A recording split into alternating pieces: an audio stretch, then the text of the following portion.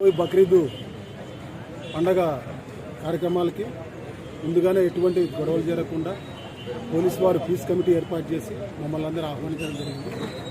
కానీ నేను ముఖ్యంగా చెప్పేదంటే దేశంలో ఎక్కడైనా మత కళాలు జరగవచ్చు, కానీ మా ఎమ్మెల్యేలో 100% మత కళాలు జరగబోవు.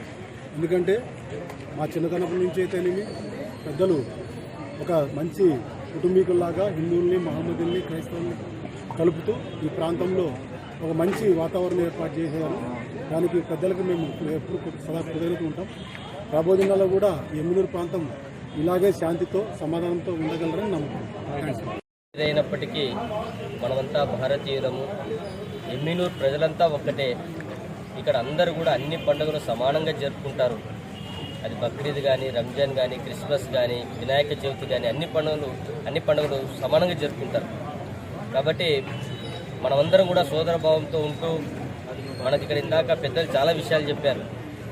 మనం ముస్లిమ్స్లో వాళ్ళ మామ అంటున్నాం, క్రిస్టియన్ని చిన్నాన్న అంటున్నాం.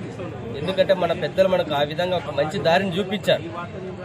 మనమందరం కూడా సోదర భావంతోనూ సమాజంలో ఒకరితో ఒకరు కలిసిమెలిసి జీవించేటువంటి విధానంలో మనం జీవిస్తున్నాం. కాబట్టి ఈ పండుగల్ని మనం ప్రశాంతంగా జరుపుకుని మన ముందు తరానికి కూడా ఒక మంచి సందేశాన్ని ఇవ్వాలని చెప్పేసి తెలియజేస్తూ ఈ అవకాశం ఇచ్చిన పెద్దలకు ధన్యవాదాలు తెలియజేస్తాను. ఎమ్మిగనూరు నియోజకవర్గంలోనూ అదేవిధంగా మంత్రాలయం రాబోయే బక్రీద్ పండుగ సందర్భంగా శుభాకాంక్షలు తెలియజేస్తున్నాము.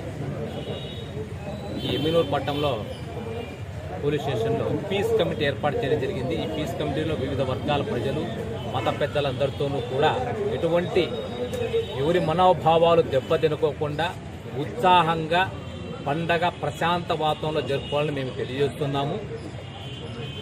ప్రజలకు పండగ అంటే ప్రతి ఒక్కరూ సుఖశాంతులతో ఉత్సాహంగా ఉల్లాసంగా చేసుకునే దాన్ని అలాగే కొనసాగించాలా, ఇప్పుడు కొనసాగించాలా, భవిష్యత్ కాలంలో కొనసాగించాలా. ప్రతి ఒక్కరు కూడా అన్ని డిపార్ట్మెంట్లో కూడా మేము సహకరిస్తాము.